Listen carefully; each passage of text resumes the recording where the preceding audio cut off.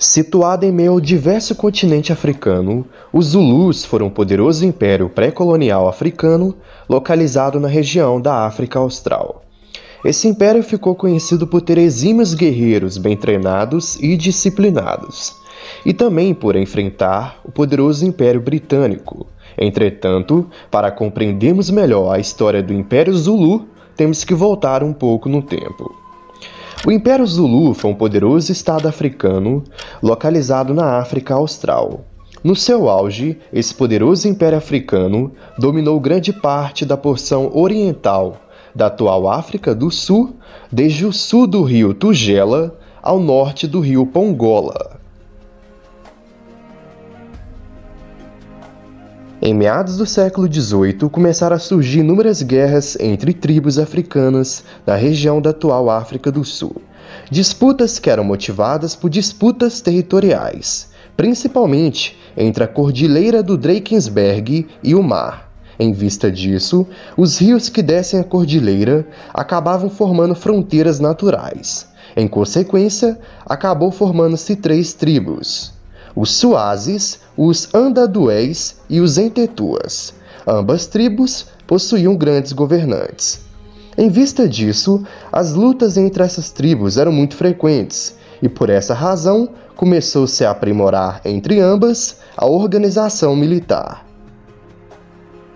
Os Zulus surgiram das comunidades Nguni, do sudeste da África, e se tornaram um grupo distinto no início do século XVIII, estabelecendo-se na região que é conhecida como KwaZulu-Natal, na África do Sul. Inicialmente, eles eram apenas um pequeno clã, sob a liderança de Zulu, o fundador do clã. Com o passar do tempo, eles cresceram em poder e número pela consolidação de outras tribos menores. Entretanto, o auge e surgimento do império se deu por volta do século XIX, sob a liderança do grande gênio militar Shaka Zulu.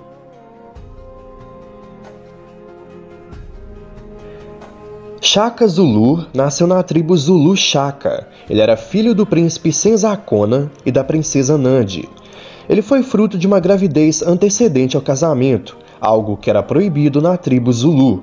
Por isso, ele não foi considerado o herdeiro do trono, e acabou na adolescência sendo incorporado ao exército de Sete-Chayo, onde tornou-se o guerreiro favorito do rei, e passou a comandar um regimento do exército. Em 1818, houve uma grande batalha entre Sete-Chayo e Zuide. O resultado dessa batalha foi a ascensão de Shaka como rei dos Zulus.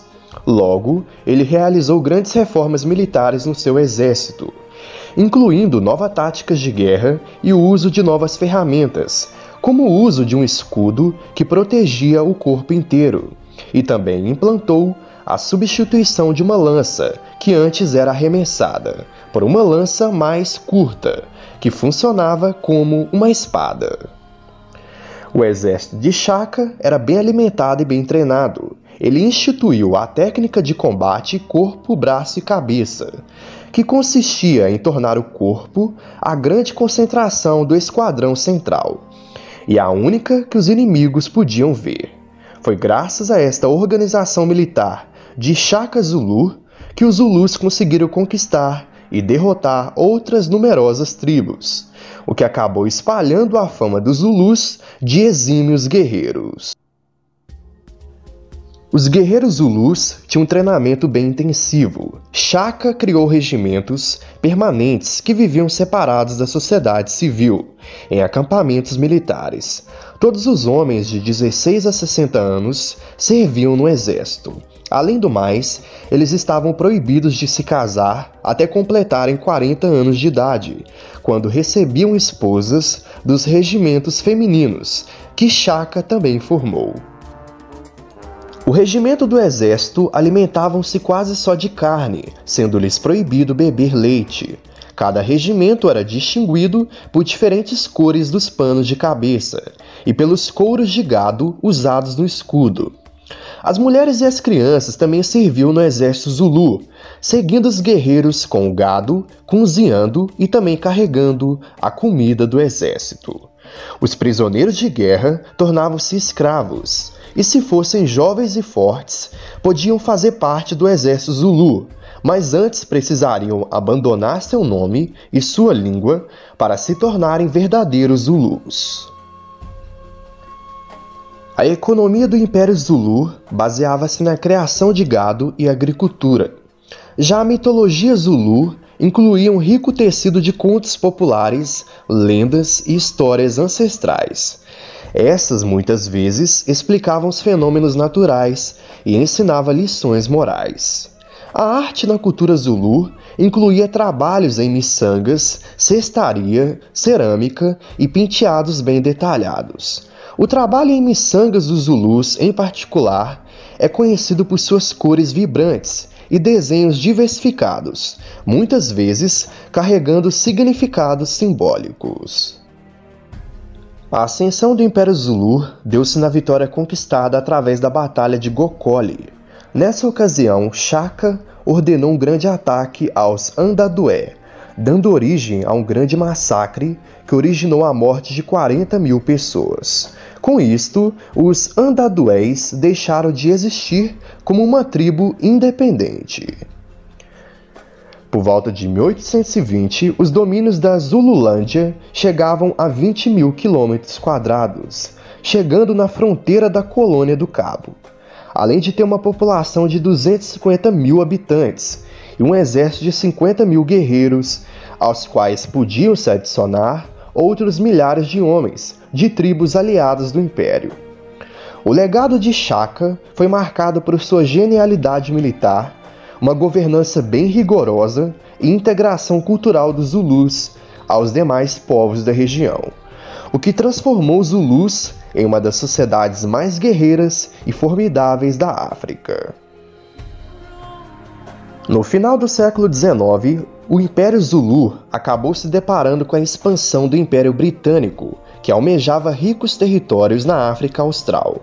A descoberta de jazidas de diamantes no interior acabou despertando o interesse britânico por esta região. E a certa altura, eles decidiram ampliar o seu controle sobre o sul do continente africano, mediante a criação de uma federação de estados e áreas tribais. Em vista disso, o principal obstáculo do Império Britânico era derrotar o Império Zulu, que dominava com mão de ferro a região. Essa coalizão entre os dois impérios deu origem às guerras anglo-zulus. De início, a entrada do exército britânico na terra dos Zulus não deparou com qualquer resistência. Entretanto, confiante na sua superioridade militar das suas forças, o comandante inglês Lord Chelmsford acabou por ser imprudente e por subestimar a agressividade e a capacidade ofensiva do exército inimigo.